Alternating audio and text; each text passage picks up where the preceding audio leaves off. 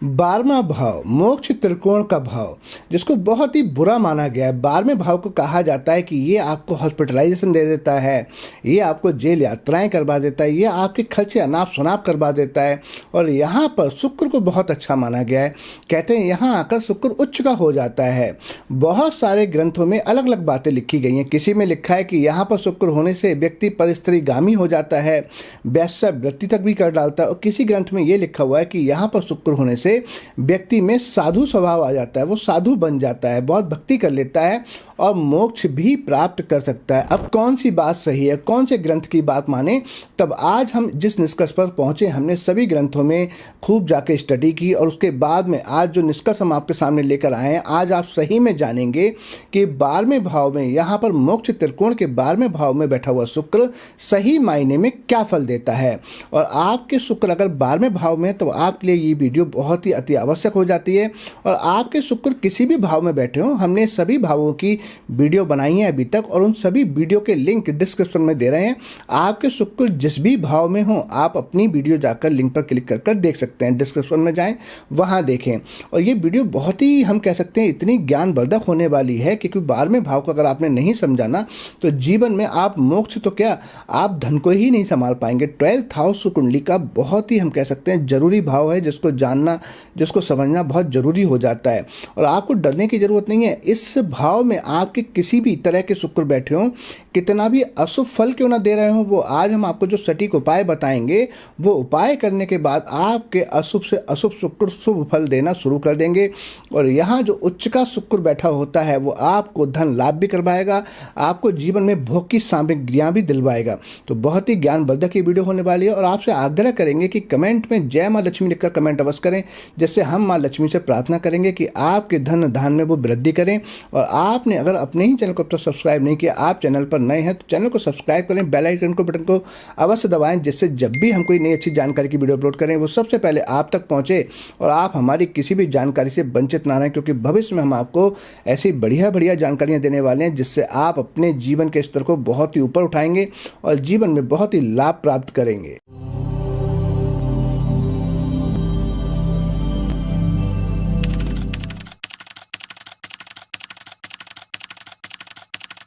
ओम नमः शिवाय। मैं हूं एस्ट्रो भाग्य राजगुप्त। स्वागत है आप सभी का आप ही के चैनल एस्ट्रोलॉजर एबीएम में। मेरे सभी व्यूअर को मेरा प्यार भरा नमस्कार। 12वें घर में बैठा हुआ शुक्र अपने आप में अजीब किस्म की संभावनाएं रखता है। वह अपनी जवानी में चरित्रहीन व्यक्ति हो सकता है और वही व्यक्ति अपनी आयु में जब बुढ़ापे की ओर बढ़ने लगता है तो ऐसा साधु भी हो सकता है कि जिसके हाथ में बहुत लोगों का कल्याण होना लिखा हो। लेकिन हमारे बहुत से प्राचीन ग्रंथों में द्वादश भाव में शुक्र होने को बुरी दृष्टि से देखा गया है। कुछ ऐसे भी ग्रंथ हैं जिनमें शुक्र की बहुत तारीफ की गई है। उदाहरण के तौर पर चमत्कार चिंतामणि में इस घर के शुक्र के बारे में लिखा गया है कि ऐसा व्यक्ति गुणहीन होता है, कीर्तिहीन होता है, झगड़ालू किस्म का होता है और मित्रों से भी बैर करने वाला होता है।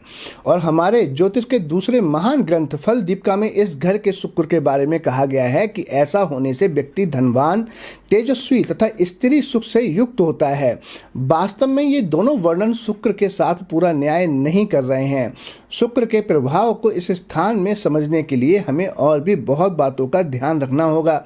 इस घर पर यदि शुक्र के ऊपर किसी बुरी प्रकार की दृष्टि नहीं पड़ती है तो उस व्यक्ति की जो रुचियों में एक तरह से हम कहते हैं शुक्र की बहुत बड़ी क्रांति पैदा करता है।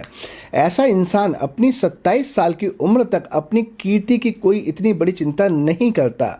वह अपने जीवन को पूरी तरह से भोगना चाहता है, क्योंकि जो शुक्र है वो भोग का कारक है और 12वां घर भी आपके भोग का ही है। आपके रात के जो सोने का शयन कक्ष है भोग का, वो आपका 12वां घर है। जिस्मानी तौर पर जिसमें शराब या दूसरे नशे आदि भी शामिल हो जाते हैं। दूसरे शब्दों में वह जिंदगी को पूरी तरह से जानना और जी भरकर जीने का इच्छुक होगा। ऐसा व्यक्ति ये जानना चाहता है कि जीवन आखिर है क्या, मैं कितना कुछ भोग सकता हूँ और उसके बाद होगा क्या। तो उसमें इस तरह की जानने की एक लालसा होती है। ऐसा व्यक्ति किसी न किसी तरह की रचनात्मक रचना भी कर सकता है, लेकिन अपनी 28 वर्ष की आयु के पश्चात उस व्यक्ति में कुछ सजिंदगी पैदा होने की संभावना रहती है। और ये फिर आहिस्ता आहिस्ता उसकी उम्र जब बढ़ती है तो उसका मन आध्यात्म की ओर भागना शुरू हो जाता है। उम्र के 59वें साल से उसकी आध्यात्मिक रुचि और गहरी जड़ पकड़ रही होती है और जो उम्र के साथ साथ फलती भी है। यही कारण है कि यहाँ पर शुभ शुक्र मोक्ष का कारक भी माना गया है। इसके बारे में एक भृंगु सूत्र का मत है कि वह व्यक्ति मृत्यु के बाद अच्छी गति प्राप्त करता है। इसलिए मेरा विचार है कि शुक्र के बारे में जिन ग्रंथों ने केवल बहुत भयानक और डरावने वर्णन दिए हैं वह शुक्र की जवानी की अवस्था में किसी हद तक ठीक हो सकते हैं, और वो भी तब जब 12वें घर में शुक्र किसी तरह से पीड़ित हो रहे हों या अशुभ होकर बैठे हों। लाल किताब में जब मैंने पढ़ा तो उसके अनुसार भी शुक्र का हमारे जीवन पर बहुत ही, हम कह सकते हैं, जो प्रभाव होता है वो आयु के 25 से लेकर 27 साल तक बहुत ज़्यादा पड़ता है। आपने देखा होगा कि शुक्र जो है वो प्रेम का कारक भी है और इसी उम्र में इंसान बहुत ज़्यादा प्रेम में पड़ता है। शायद 27 साल की आयु तक इस तरह के वर्णन, मेरा भाव है कि शुक्र के बारे में अशुभ वर्णन किसी हद तक ठीक हो सकते हैं, क्योंकि उस समय शुक्र का प्रभाव बहुत तीव्र होता है और जो उम्र होती है बहुत कच्ची होती है। तो उस समय पर कुछ बार हम कह सकते हैं कि व्यक्ति बहक जाता है, किंतु उसके पश्चात विशेषकर बुढ़ापे में आकर शुक्र व्यक्ति में एक बहुत ही शुभ प्रकार की तब्दीली पैदा कर देता है। और कई बार वह तब्दीली इस हद तक होती है कि हमें ये जानना ही मुश्किल हो जाता है कि क्या ये वही व्यक्ति है जो अपनी जवानी में अपनी जेबें बदनामी से भरे फिरता था और बुढ़ापे में आकर वह ईश्वर का एक जीता जागता अंश प्रतीत होने लगता है। ऐसा लगता है कि बस ये तो बहुत ही ज्ञानी साधु है। 12वें घर में शुक्र होने से और विशेष शुक्र आदि अशुभ हालत में पड़ा हो तो इंसान को अपनी आध्यात्मिक मंजिल तक पहुंचने में उसके लिए रुकावटें पैदा कर देता है। और ऐसो आराम की जिंदगी का मकसद है कि ये व्यक्ति, धारणा इस व्यक्ति के मन में बन जाती है कि मैं भोग के लिए पैदा हुआ हूँ और अपने पास आसपास भोग की वस्तुएं जुटाने लगता है। भृंगु सूत्र का ये विचार सच है कि शुक्र यहाँ अशुभ ग्रह के साथ हो तो इंसान मरकर नरक भोगता है। ये बिल्कुल सही है। मैंने भी बहुत सारी कुंडलियों में एनालिसिस किया कि शुक्र जब यहाँ पर पीड़ित थे तो उन लोगों के जो कर्म थे वो, हम कह सकते हैं कि ऐसे थे जो सार्वजनिक दृष्टि से या समाज की दृष्टि से अच्छे नहीं माने जाते। लेकिन यदि शुभ ग्रह की संगति हो तो मरने के बाद शुभ गति पाता है और मोक्ष की प्राप्ति भी हो सकती है। मान लीजिए कि इस शुक्र पर बृहस्पति की दृष्टि हो तो बहुत ही शुभ फलदायी हो जाती है। ये बात जिंदगी के नज़रिए के बारे में भी सच है। इंसान चेतन तौर पर यदि शुक्र के स्वभाव को पहचान ले तो जिंदगी उसके लिए मुक्ति पाने का श्रेष्ठ साधन सिद्ध हो सकती है, क्योंकि शुक्र ग्रह नैसर्गिक बहुत ही शुभ ग्रह हैं। और जब इतना शुभ ग्रह 12वें घर में बहुत ही शुभ होकर बैठ जाए तो आपके जो खर्चे भी होते हैं बहुत शुभ कार्यों पर होते हैं, जैसे घर बनाने में, आपके कपड़े पहनने में, अच्छा भोजन करने में। और अगर ये अशुभ हो जाएं तो कहीं ना कहीं वैश्यागामी भी बना देते हैं। आप देखो 12वां घर जो है शुक्र जो है जहाँ बैठा है ना, तो पैसे तो खर्च कर पाएगा। अब ये डिपेंड करता है उसके स्वभाव पर। अगर वो शुभ होकर बैठा है तो आप कपड़े में, ज्वेलरी में, खाने पीने में पैसे खर्च करेंगे। अगर ये अशुभ होकर बैठा है तो वैश्यागामी होकर आप क्या करते हैं? वैश्याओं के ऊपर पैसे खर्च करते हैं, जो कि आपकी कभी भी नहीं होती सगी। तो इस तरह से हमेशा देखा जाता है। जेल यात्रा में पैसे खर्च करा सकते हैं, कोर्ट कचहरियों में पैसे खर्च करा सकते हैं। इस तरह से आप समझें। हमारे बहुत से प्राचीन ज्योतिष ग्रंथों में वर्णन भी आता है, बार बार मैंने देखा है कि यहाँ शुक्र होने से व्यक्ति का चरित्र बहुत खराब हो जाता है और उनके ऐसे प्रेम संबंध बनते हैं जो उसकी जिंदगी को पूरी तरह से बर्बाद भी कर देते हैं। ये भी मैंने बहुत देखा है कि जब शुक्र यहाँ अशुभ होकर बैठते हैं तो ऐसा इंसान स्त्रियों के पीछे भागता है। उसका जो वासना का जो लेवल है ना वो बढ़ जाता है, क्योंकि ये जो घर है ना 12वां, ये बृहस्पति का भी कारक घर है और यहाँ पर राहु भी कारक होते हैं। तो राहु कारक यहाँ के, और राहु क्या है? एम्पलीफायर हैं। तो वो शुक्र को बहुत ज़्यादा पावर को बढ़ा देते हैं। अब वहाँ पर शुक्र अगर शुभ होंगे तो शुभ शुक्र की पावर को बढ़ा देंगे, अशुभ शुक्र होंगे तो उसकी अशुभता को बढ़ा देंगे। तो इस तरह से आप समझें कि वो ऐसे प्रेमियों में पड़ जाता है कि जब उसकी जो जिनसे वो प्रेम करता है वो लोग सही नहीं होते हैं और वो लोग उसको बर्बाद कर देते हैं, उसको पूरा खाली कर देते हैं पैसे से, और ये जीवन भर बदनामी ऐसा व्यक्ति भोगता रहता है। मैं ये मानता हूँ कि यहाँ जो बात हम शुक्र की कर रहे हैं वो इस तरह की, हम कह सकते हैं, बहुत सारे मैंने बताया आपको ग्रंथों में मैंने देखा कि उसमें बहुत बड़ा चढ़ाकर बातों को बोला गया है, लेकिन शुक्र को पहले समझना पड़ेगा। शुक्र यहाँ होने की हालत में कुछ हद तक ठीक होती है कि अगर अशुभ शुक्र है तो ऐसी बदनामी दिला सकता है, लेकिन इसका वास्तविक अर्थ ये है कि उस व्यक्ति के मूल स्वभाव में रंगीन मिजाजी जरूर होगी। चाहे वो शुभ शुक्र बैठे हो वहाँ पर या अशुभ बैठे हो, वो व्यक्ति रंगीन मिजाज जरूर होगा। पर और इसके साथ उस इंसान की ज़िंदगी पर बुरा प्रभाव भी पड़े या जीवन भर बदनामी के दलदल में ही दबा रहे, ये ज़रूरी नहीं है। मैंने बताया कि अगर वहाँ बृहस्पति की दृष्टि डल जाए तो अच्छे प्रभाव भी मिलते हुए देखे जाते हैं, और यहाँ पर अगर वो शुभ होकर बैठ जाए तो इंसान का हम कह सकते हैं चरित्र कुछ ऐसा भी बन जाता है कि किसी न किसी तरह का वो दाग लगने की संभावना भी बनी रहती है अगर अशुभ शुक्र वहाँ बैठा हो तो ये हमेशा कभी भी आप प्रेडिक्ट करें, कभी भी शुक्र को यहाँ देखें तो ऐसे ही कुछ ना बोलना शुरू कर दें। वो कौन सी राशि में बैठे हैं, कौन से नक्षत्र में बैठे हैं, कौन से ग्रहों से उनके ऊपर दृष्टियाँ पड़ रही हैं, किसके साथ युति कर रहे हैं, ये जरूरी है। और हम आपको आज ये भी बताएंगे कि जब दूसरे ग्रहों के साथ में युति कर रहे होंगे तो क्या परिणाम होते हैं। इस भाव में कमजोर शुक्र के साथ यदि चंद्रमा हो तो उस व्यक्ति के चरित्र में कुछ बुरी आदतें अवश्य आ जाती हैं। उसका पर स्त्री से संबंध होना या बड़ी देर तक किसी औरत को रखेल की तरह बनाकर रखना, ये बातें संभव हो सकती हैं। विशेषकर ऐसी स्थिति तुला लगन वालों के लिए हो सकती है क्योंकि उस हालत में शुक्र लग्नेश होकर अपने 12वें स्थान में नीच राशि में बैठे होते हैं। तो नीच का शुक्र तो डेफिनेटली हमने पहले भी बताया है कि जब कन्या राशि में शुक्र बैठता है तो कुंडली में जो स्थिति है वो दयनीय हो जाती है। ऐसे व्यक्ति की वासना बहुत बढ़ जाती है। ऐसे व्यक्ति के पास लोन खुद चलकर आते हैं, वो कर्ज में हमेशा दबा ही रहता है और किडनी की समस्याएं हो सकती हैं। ऐसे लोग डायलिसिस पर जा सकते हैं। बहुत सारी बातें होती हैं। ये संपूर्ण कुंडली का जो है हम एनालिसिस करें तब हम पता लगा पाते हैं। लेकिन फिर भी यहाँ पर अगर हम देखें तो चंद्रमा होने के बगैर होना संभव नहीं होता। अगर चंद्रमा के साथ शुक्र नहीं बैठे होंगे और शुभ स्थिति में बैठे होंगे तब ऐसा नहीं होगा।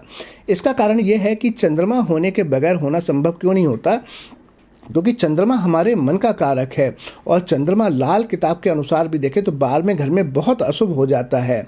12वें घर में चंद्रमा को लाल किताब के अनुसार हम देखें तो खुशी पर काला पर्दा पुकारा जाता है। इसलिए चंद्रमा का मन का कारण होने से मन बस से बाहर हो जाता है। और मैंने आपको ये बताया ना कि चंद्रमा जब बैठा होता है 12th हाउस में, पहले भी बोला है, तो ऐसे व्यक्ति को कई सारे लोग बोलते हैं कि आप बहुत ज़्यादा बोलते हैं, कम बोला करें, क्योंकि उसका अपने मन पर बस नहीं होता। वो उसको नहीं पता होता कि वो ज़्यादा बोल रहा है, क्योंकि उसको उसके मन पे बस ही नहीं है उसका। इसीलिए खुशी के ऊपर काला पर्दा पुकारा गया है और मन जो है ऐसे इंसान का बस से बाहर हो जाता है। शुक्र साथ में बैठा हुआ है, वासना का कारक ग्रह, तो वो उस व्यक्ति के मन में कई बार ऐसे विचार आ सकते हैं कि मैं कहीं बाहर किसी औरत को रख लेता हूँ, क्योंकि उसकी इच्छाएं पूरी नहीं हो रही होती हैं, वो भोगना चाहता है और किसी सामाजिक सीमा का ध्यान भी नहीं रखता।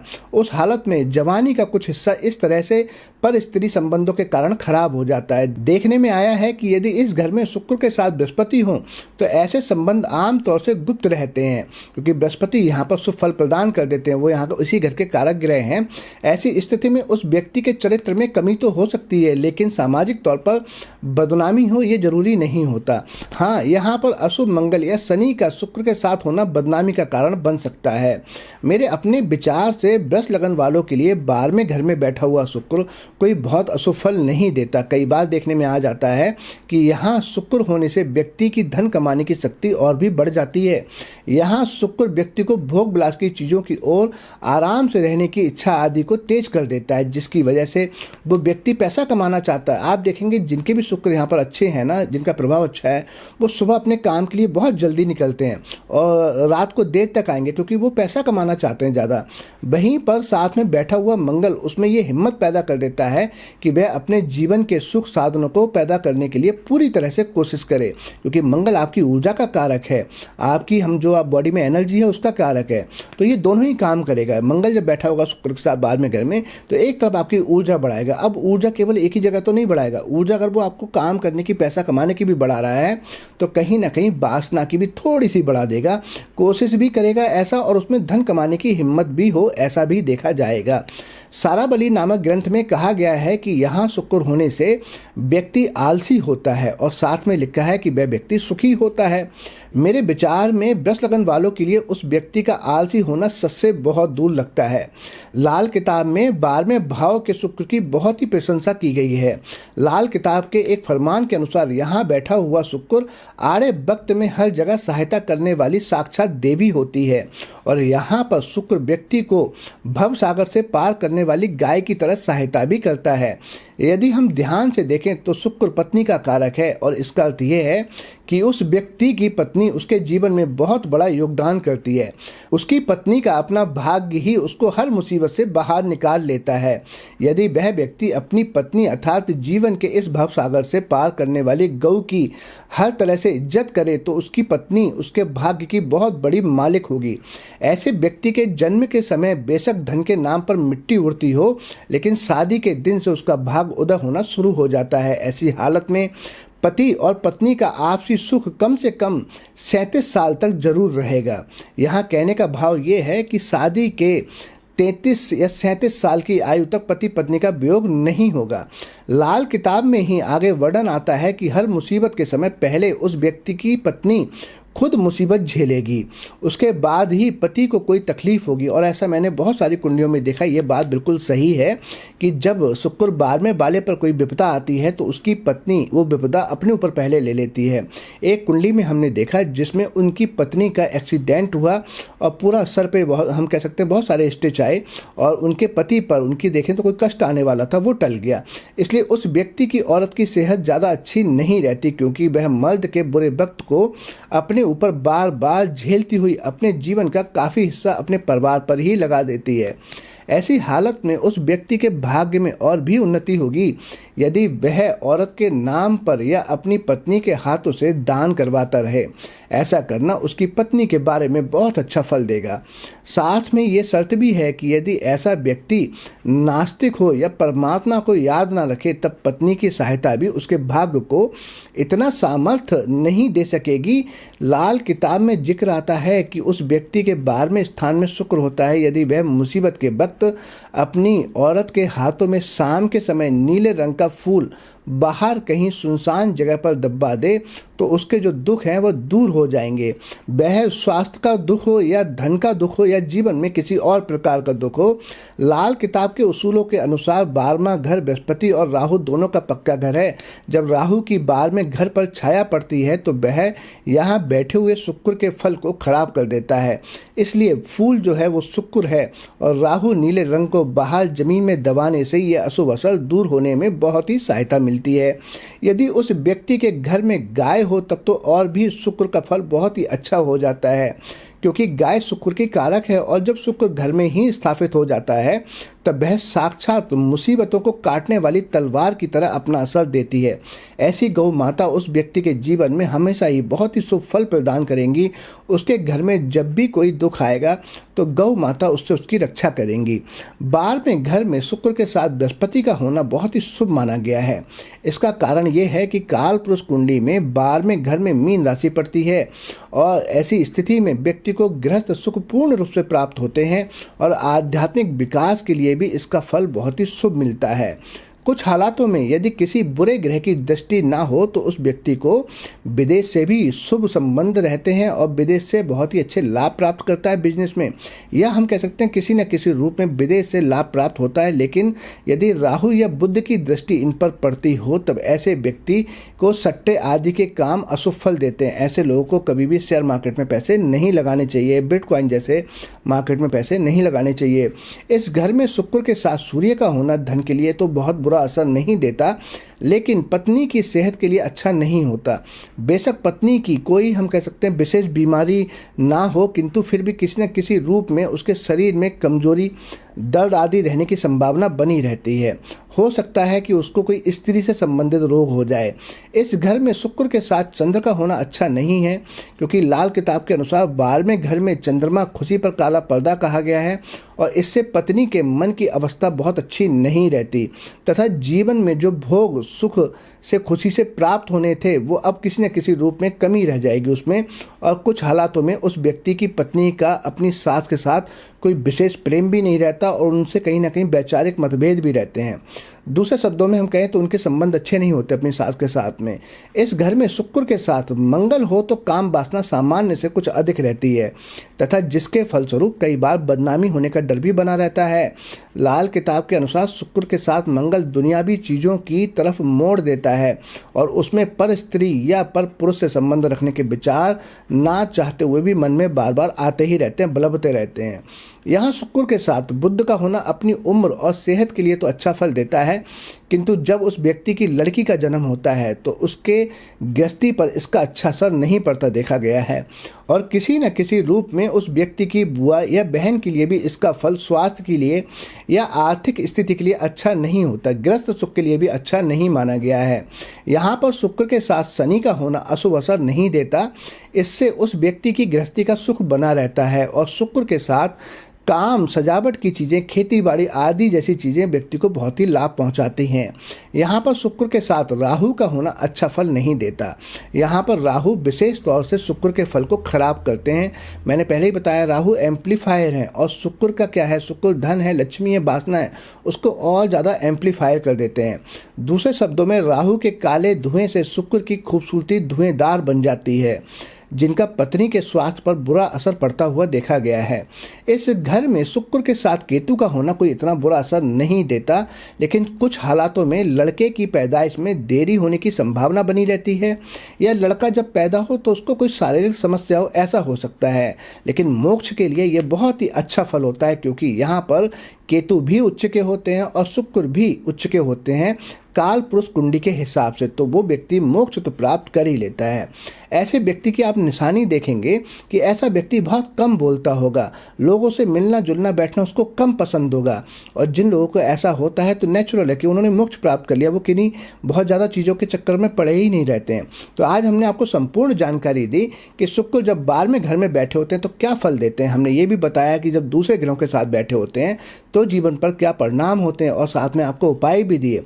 मुझे विश्वास है आपको ये जानकारी अत्यंत पसंद आई होगी। अगर आपको जानकारी अच्छी लगी तो आप वीडियो को ज़्यादा से ज़्यादा शेयर करें, और कुछ भी अगर आप पूछना चाहते हैं तो आप हमसे कमेंट कर पूछ सकते हैं। इसी के साथ मैं अपनी वाणी को विराम दूंगा, और बहुत जल्दी आपसे फिर मिलेंगे एक नई जानकारी के साथ। तब तक मुझे इजाज़त दीजिए। नमस्कार।